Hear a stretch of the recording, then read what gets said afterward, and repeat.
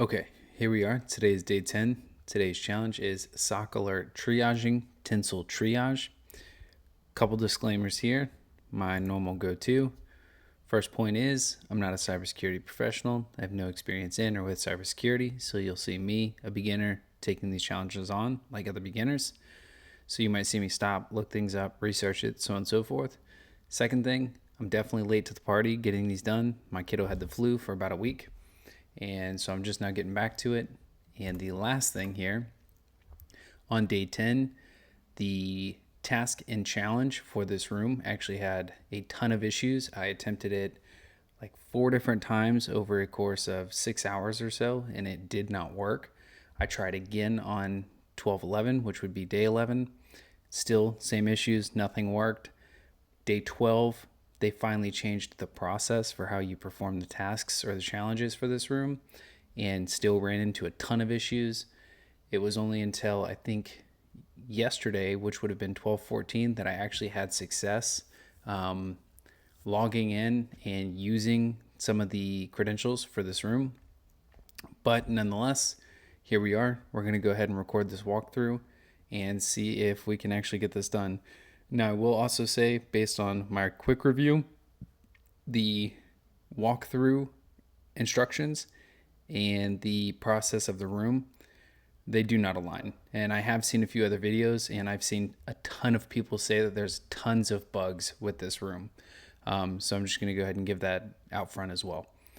Oh, but nonetheless, here we go. So we do have the videos here. I suppose you could follow along, but considering they had the first initial process and they've changed the steps, if you will, I don't know if it'll make much sense.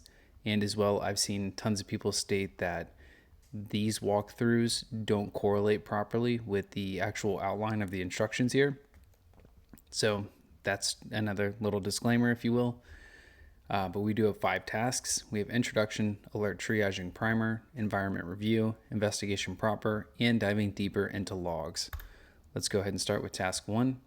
So it says the Best Festival Company's Security Operations Center was in chaos. Screens flickered, lights flashed, and the sound of alerts echoed through the room like digital thunderstorm. The elves rushed between consoles, their faces lit by the glow of the red and orange warnings. It was raining alerts. Whispers spread through the SOC, so Security Operations Center. As tensions filled the air, something strange was happening across the cloud environment. And I think they meant that almost literally, because again, this room had issues for days. And from my understanding, still has tons of issues.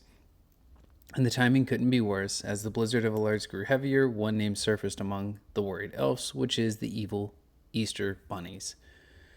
All right, so the learning objectives for today is understand the importance of alert triage and prioritization, explore Microsoft Sentinel to review and analyze alerts, correlate logs to identify real activities and determine alert verdicts.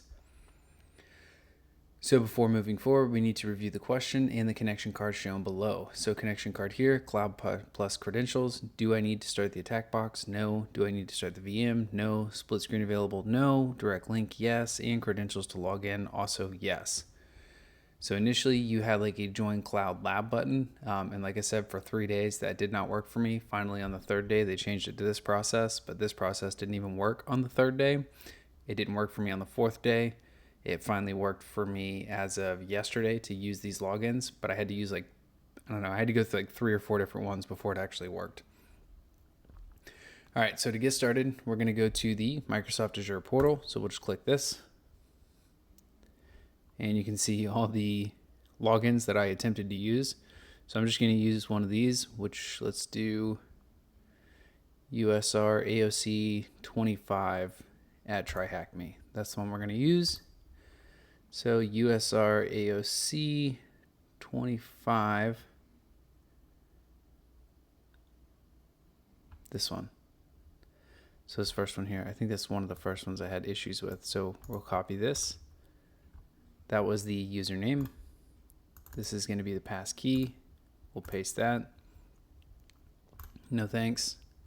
But what it would do for me is once it would log in, it would lock the environment and it would kick me out, and it did it like 3 or 4 times. So I just kind of like backed out of it. So I don't even know if this is going to work today.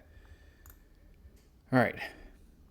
So of course, this will take you to the Microsoft Azure portal. This is what it would look like. Thankfully, these screenshots are here because they were not here previously. And we'll go ahead and check. Yes, we're logged in. And let's go ahead and open this one. So it's raining alerts. Task 2, alert triaging primer. Before I begin, I'm going to go ahead and take a sip of coffee. It's been a long week. I should say long weekend, but it was a long week last week plus weekend. Either way, McSkitty was notified that it's raining alerts. Something unusual is happening within the Azure tenant. So this one doesn't make sense to me because from my understanding, McSkitty wasn't there. She was kidnapped. So how is she getting alerts? Either way, something unusual is happening with the Azure tenant. The dashboards are lighting up with suspicious activities, and early signs indicate a possible attack from evil bunnies. The TBFC, Best Festival Company, must act to survive the onslaught before it affects the entire season's operations. Oh, good night. All right, so before investigating these alerts in Microsoft Sentinel, McSkitty must step back and understand where did she come from? She was gone. She's kidnapped. Before investigating these alerts in Microsoft Sentinel, McSkitty must step back and understand what's happening when alerts start flooding in. Jumping straight into each one isn't efficient since not all alerts are equal. Some are noise, others are false positives, and a few may indicate real threats in progress. This is where alert triaging becomes critical. Triaging helps security teams identify which alerts deserve immediate attention, which can be deprioritized, and which can be safely ignored for a moment. The process separates chaos from clarity, allowing analysts like McSkitty's SOC team. So it would make sense if they're talking about the team, but I don't know how she's there if she's been kidnapped or abducted or whatever you want to refer to it as. So the SOC team to focus on their time and resources where it truly matters. Alert triaging. Now let's continue the discussion about alert triaging. In the previous section, we introduced triaging and why it is essential. This time we'll focus on how to approach it, what to prioritize and what to look for, and what to do right after an alert. When multiple alerts appear, analysts should have a consistent method to assess and prioritize them quickly. There are many factors you can consider when triaging, but these are the fundamental ones that should always be a part of your process of identifying and evaluating alerts. So we have key factors, description, and why it matters. The key factors are security level, timestamp and frequency, attack stage, and affected asset. So for security level, review the alerts, severity, rating, ranging from information to critical. Why it matters, it indicates the urgency of response, okay. Timestamp and frequency, identify when the alert was triggered and check for related activity before and after the alert. And why it matters, helps identify ongoing attacks or patterns or repeated behavior. Attack stage, determine which stage of the attack lifecycle this alert indicates, reconnaissance, persistence, or data exfiltration. It gives insight into how far the attacker may have progressed and their objective. Affected asset, identify the system or user or resource involved and assess its importance to operations. Why this matters, it prioritizes response based on the asset's importance and the potential impact of compromise. Okay. Security level, timestamp, attack stage, affected asset. Could have just kept that for me. In short, these four represent the essential dimensions of triage. So severity, how bad, time, when, context, where in the attack lifecycle, and impact, who or what is effective. They form a balanced foundation that's simple enough for analysts to apply quickly, but comprehensive enough for informed decisions. After reviewing these factors, decide on your next step, escalate the incident to a response team, perform a deeper investigation, or close the alert if it's confirmed to be a false positive. A structured triage process like this helps ensure that time and resources are focused on what truly matters. So diving deeper into an alert. This is the stuff right here that it's just so boring to me. After identifying which alerts deserve further attention, it's time to dig into the details, follow these steps to investigate and correlate effectively. So investigate the alert in detail. Open the alert and review the entities, event data, and detection logic. Confirm whether the activity represents real malicious behavior. Check the related logs. Examine the relevant log sources. Look for patterns or unusual actions that align with that alert. Correlate multiple alerts. Identify other alerts involving the same user, IP, or device. Correlation often reveals a broader attack sequence or coordinated activity. Build context in a timeline. Combine timestamps, user actions, and affected assets to reconstruct the sequence of events. This helps determine if the attack is ongoing or has already been contained. I already have a feeling this is going to end up blocking out before I get a chance to use it. Just reading through all this stuff. All right, so decide on the following action. If there are indicators of compromise, which is IOCs, escalate to the incident response team. Investigate further if more evidence correlation is needed. Close or suppress if the alert is a confirmed false positive, and update the detection rules accordingly. Document findings and lessons learned. Keep a clear record of the analysis decisions and remediation steps. Proper documentation strengthens SOCs, which is the Security Operations Center processes, and supports continuous improvement. When the triage complete and investigation is in motion, makes this really is throwing me off because I'm like 1,000% positive that she was kidnapped. That's why we had to do everything without her. McSkitty begins piecing together the puzzle. Every alert, log entry, and timestamp brings her closer to uncovering what the evil bunnies are up to inside the Azure tenant. It's time to connect the dots and reveal the bigger picture behind the noise. So we'll just go ahead and mark that complete. Task 3, environment review. Oh, Lordy be. Here we go. Before proceeding with the alert triaging, let's review the lab environment. To get started, head over to the Azure portal and search for the Microsoft Sentinel. Then click the Sentinel instance to go to the Logs tab and select the custom log table named syslog CL. Okay, so this is actually in here this time because this was not in here before as well. So let's go in here. I don't know why I can't just press that. And then we'd select this. Logs.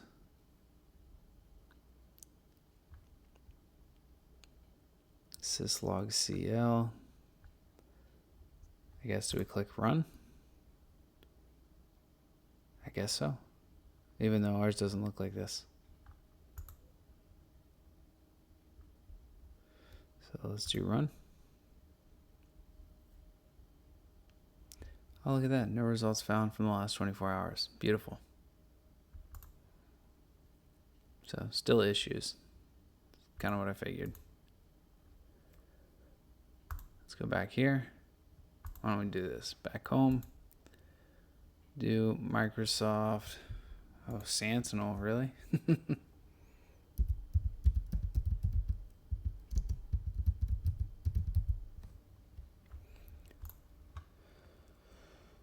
Select this. Logs.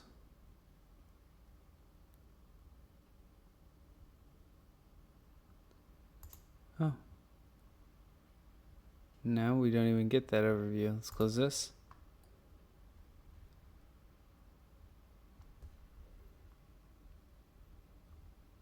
What in the world? 300 results, but it said there was none. So let's do run.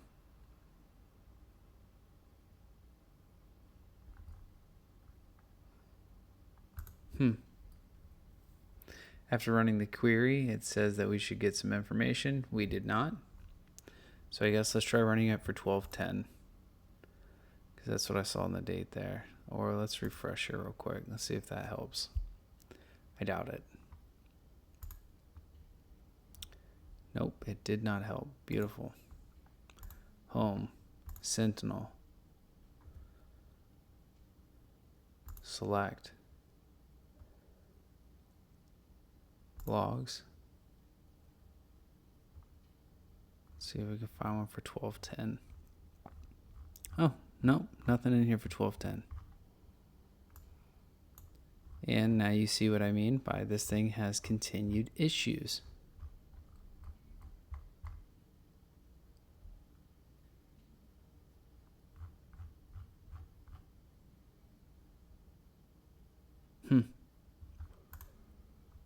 Select logs, syscl, so we could do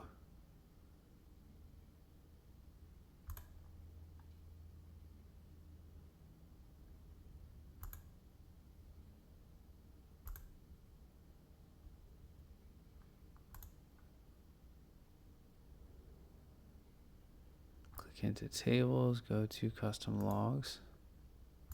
Click in here, custom logs, this one.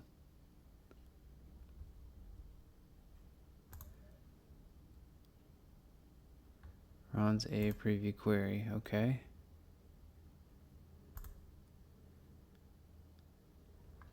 Nice, nothing. Ooh, this one's gonna be nice and frustrating, I can already see. So we're gonna sign out, close out. Let's use a different login. I'm telling you that this room I just think was just poorly put together. So let's click in here and let's use USR AOC 25AS. So it would be this one here, and we'll copy this passkey and we'll try again. No thanks. I'm gonna take another sip of coffee before this starts to frustrate. And this one, somebody changed it to dark mode. You gotta love it. So of course you're sharing these environments with other people, which I think is a terrible idea, but hey, who am I, right? Click logs.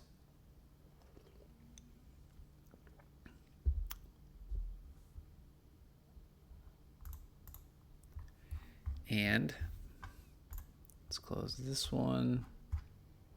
Let's come into this one. So we did Microsoft Sentinel. We clicked our name. We clicked logs.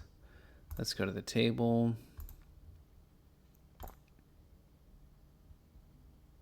And select run. Okay.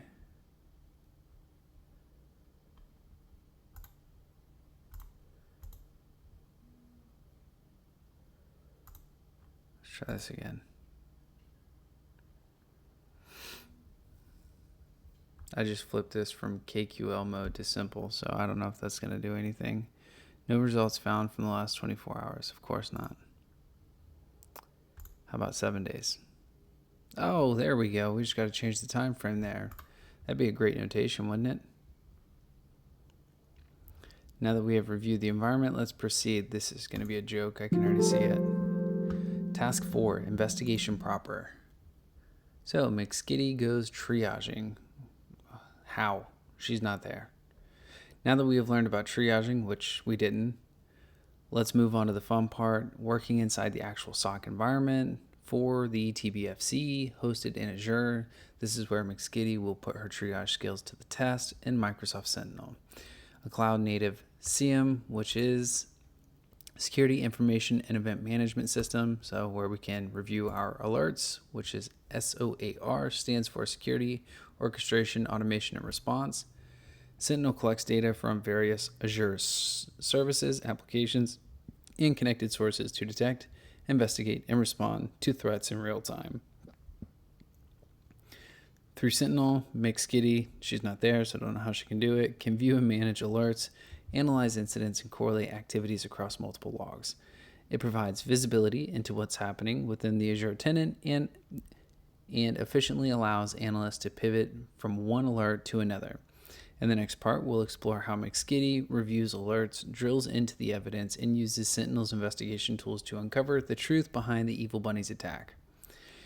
Now to start the activity, navigate to Microsoft Sentinel, which we already did, and then we're going to go into select dedicated Sentinel instance. Then we're going to go into the threat management dropdown, select incidents tab to view the incidents triggered during the current time frame. You may also press the double arrow button to expand the view as shown in the image below. So 1, 2, 3, let's try. And it shows 8 open incidents. Yeah, I highly doubt that. Okay, so we're gonna go to threat. Let's close this, close this. We're gonna go into incidents. Okay. Oh, look at that. Still nothing. Let's refresh. And I think it's because we're in the last 24 hours. Let's do 7 days. Oh, there's 1,000 open incidents. What are we going to look for? 8. Custom range between 1029 and 1030. Let's try that. So we're going to do 1029 and 1030.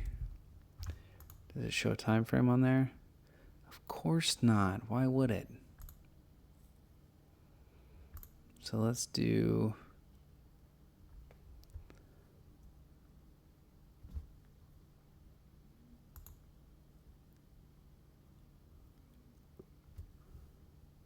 like 12.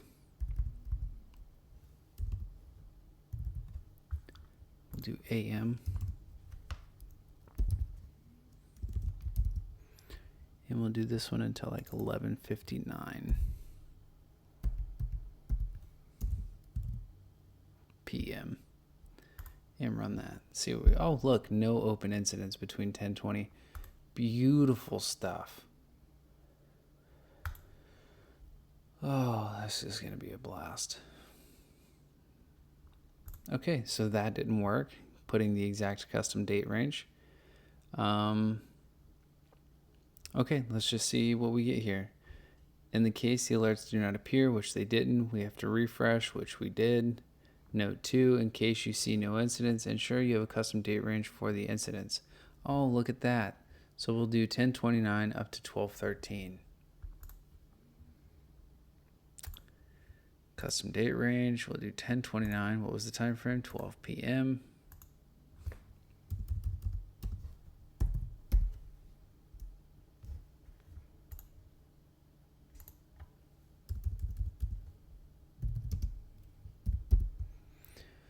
And then we're going to run that until 1213.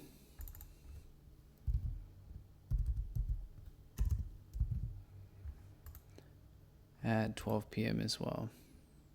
So copy, paste. Let's try again.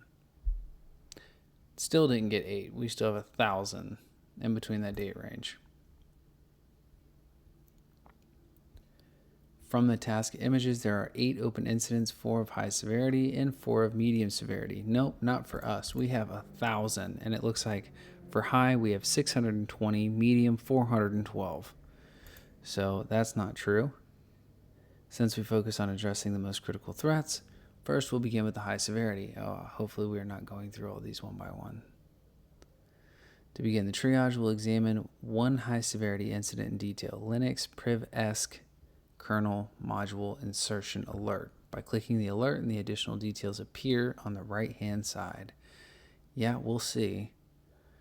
So we'll click that. We'll see the events, creation time, entities, and tactics and techniques. So let's scroll down and see what our questions are real quick.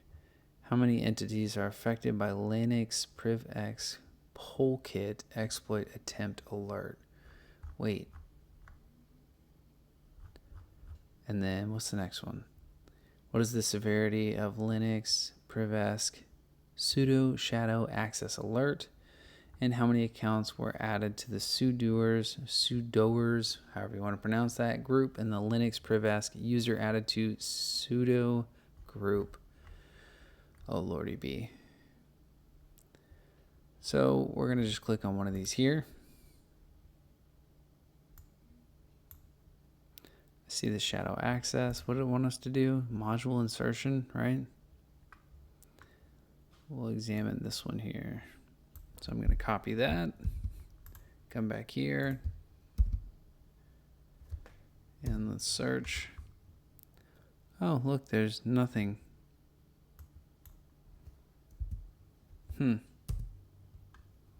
There we go. So why would it work? So we'll select that. We see 3, creation time, which I'm sure is different, right?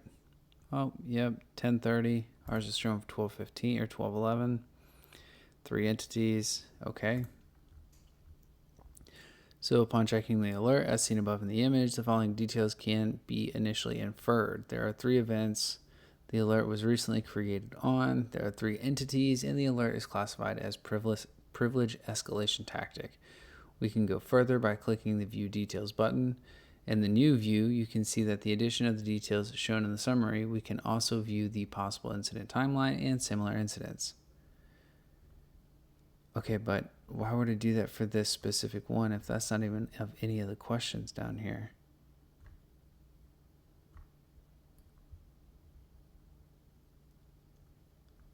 Why wouldn't you... Why wouldn't you have us just look for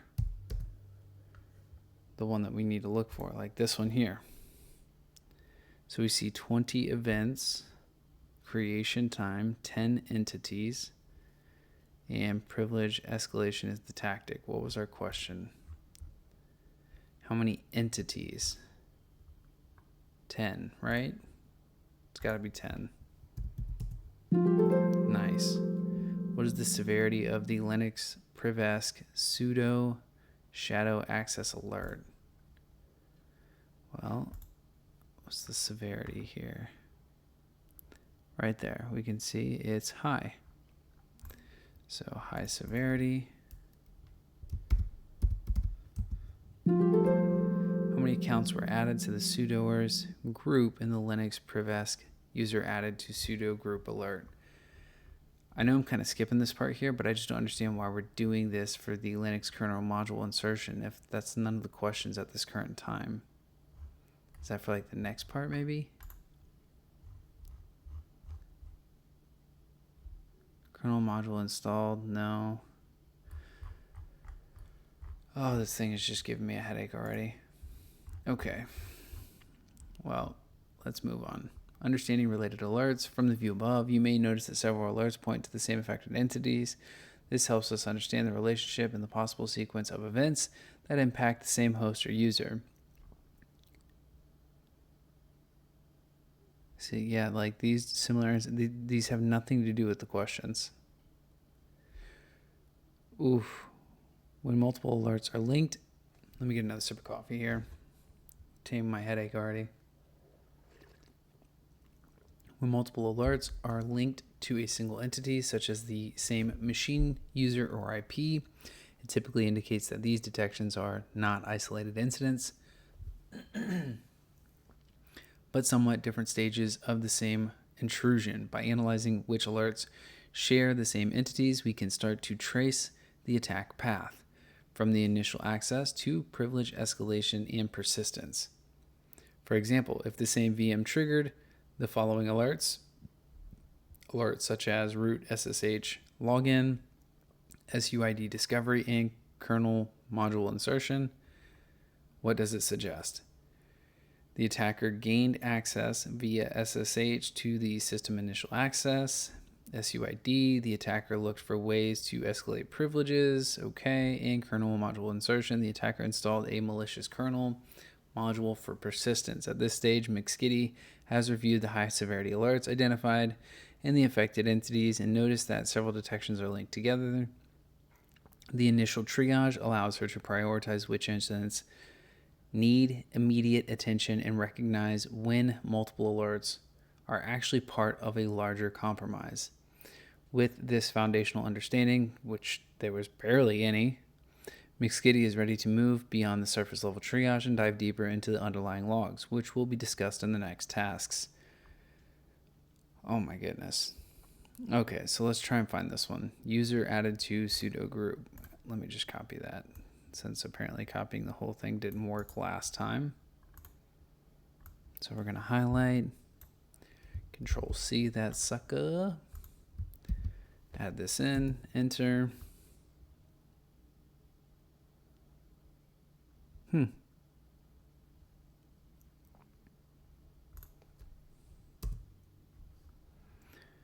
click this. So we see 1.2K alerts or events, 67 alerts, creation time, entities. Let's click the view full details and see if we can get anything else.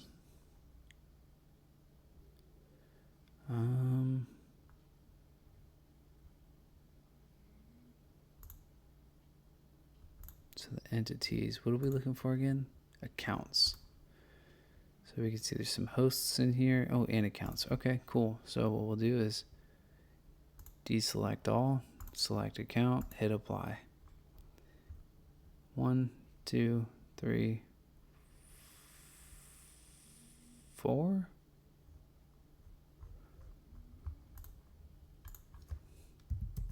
No friggin' way. Nice. Of course, that would have been helpful to know where to go, especially as a beginner. In-depth log analysis with Sentinel. Oh, lordy be, here we go. In-depth log analysis with Sentinel. With this initial triage complete, McSkitty now examines the raw evidence behind these alerts. The new task involves digging into the underlying log data with Microsoft Sentinel to validate the alerts and uncover the exact attacker actions that triggered them. By analyzing authentication attempts, command executions, and system changes, McSkitty can begin piecing together the full story of how the attack unfolded. If we go back to the alert's full details, we can see clicking under what? The kernel module insertion. So we do need it. Why would you have us do this back here and not in the... Oh my goodness. So let's do this. We're going to go back here and we're going to type in kernel module insertion. Select this, view full details.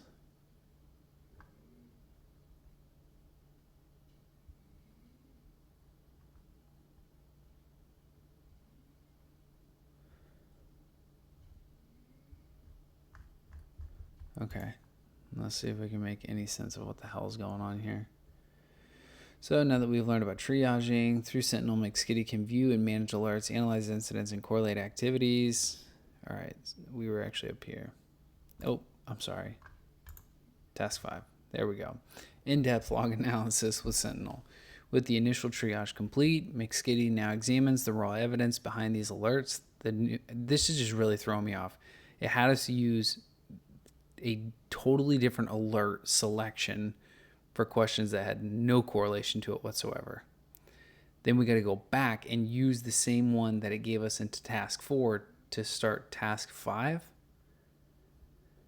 Anyway, the next task involves diving into the underlying log data within Microsoft Sentinel to validate the alerts and uncover the exact attacker actions that triggered them. By analyzing authentication attempts, command executions, and system changes, McSkitty can begin piecing together the full story of how the attack unfolded. If we go back to the alert's full view, we can try clicking the events from the evidence section. Okay, so select this. Got the pop-up here. Okay. Even though theirs is showing 10:30, 10:30, 10:30. Our dates are 12/11, 12/11, 12/11. So from this view, and it'd be nice to know that they would actually just update that or even make a notation here, but nope, we didn't do that. So from this view, we can definitely see the actual name of the kernel module installed in each machine. Can we? Kernel name. Ah, module name. It's what's blurred out. So let's go down and see what our questions are. What is the name of the kernel module installed in Web Server 01? Well, this is Web Server 01. click this little drop down here. Module name, malicious mod KO. Let's try that. Control C, Control V. Nice. What is the unusual command executed within webserv01 by the ops user? I don't think we're there yet. Okay, so now diving deeper into this, we can try checking the raw events from a single host through a custom query. To do this, let's change the view into an editable KQL query. I have no clue what that stands for. Custo query language. Okay. In the context of Azure, and Cabana query language in the context of Elastic. Oh, Jesus. And find all the events triggered from app 02. Are there questions for app 02, or are we still doing this like crazy thing where, no, of course not. There's not anything in here for app 02. What the heck is going on? So press the simple mode drop down from the upper right corner and select KQL mode. Modify the query with the following KQL query. So we're going to copy this, press the simple mode drop down and change it to KQL. Okay, KQL. I assume we leave this because that's where we're currently filtered at. Let's paste this here and hit run. Yes, press run. I don't know why we're doing this because there's no questions about app 02. Like none whatsoever, from my understanding. Yeah, what is the source IP for storage 01? Command executed for web server 01, app 01, app 01. What are we doing?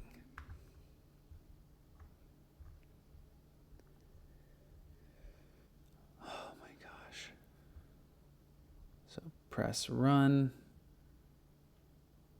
Of course, they don't even show pasting the new query here, which is kind of odd to me. So after executing the query, it can be seen that multiple potentially suspicious events occurred around the installation of the kernel module. The execution of CP, copy command to create a shadow file backup, addition of the user account. So what is one? Command shown. Is that going to be that question down here? But for web server 01. Oh, okay. Addition of the user account Alice to the sudoers group, modification of the backup user account by root, insertion of the malicious _mod.ko module, and successful SSH authentication by the root user. Based on the surrounding events, including the execution of the CP command, create a shadow file backup, the addition of the user account Alice to the sudoers group, the modification of the backup user account by root, and the successful SSH authentication by the root user, the activity appears highly unusual. Well, no kidding. The sequence suggests potential privilege escalation and persistence behavior. Persistence is malware often tries to keep a footprint in the system such that it keeps running even after the system restart. Got it. Indicating that the event may not be part of the normal system operations and warrants further investigation. Now that we have discussed the methodology, okay, so we just did like a fake instance, if you will. Okay, so now we're going to actually use our knowledge here, which I don't know what was really gained. Okay, so web serve 01. Let me do this. Copy by the ops user. What the hell does that mean?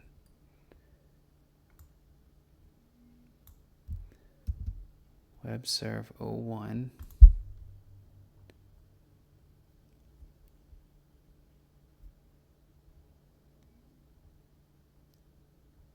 Where program and I wonder if I can.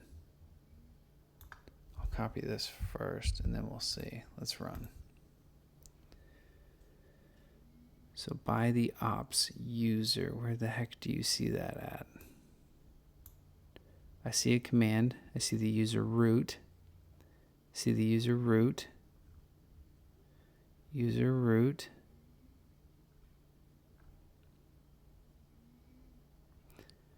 All right, this is what I'm curious of. If I'm wrong, I'm wrong. And has ops, OPS. Let's see if we can find anything based on that. Oh, yes. Yes, sudo ops. Okay.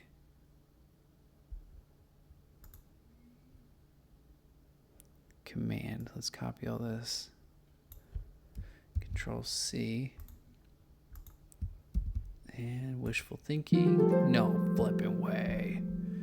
What is the source IP address of the first successful SSH login to storage 01?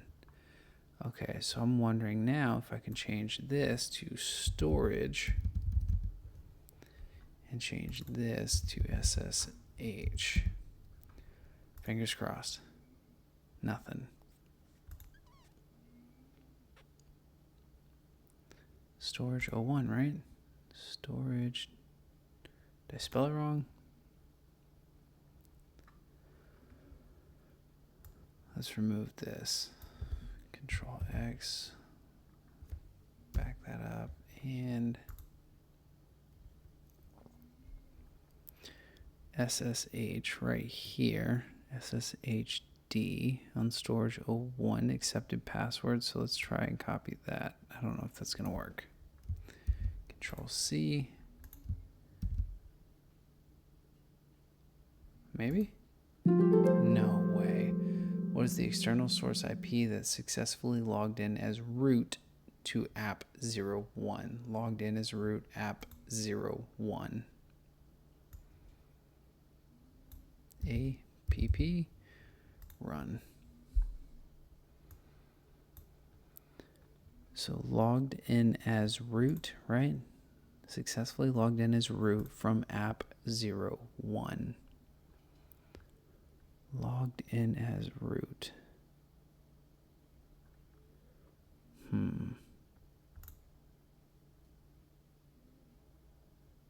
User. Accepted password for root. Here we go. It's got to be it, right? Please be it. Oh my God, yes. Aside from the backup user, what is the name of the user added to the sudoers group inside app 01? Backup user, sudoers group inside app 01. Aside from backup user, okay? I saw that in here somewhere. So user mod backup user added. And it started with user mod right here. User mod user deploy. That's got to be it.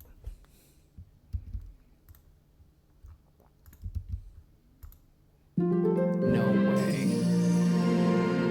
No way. Nice.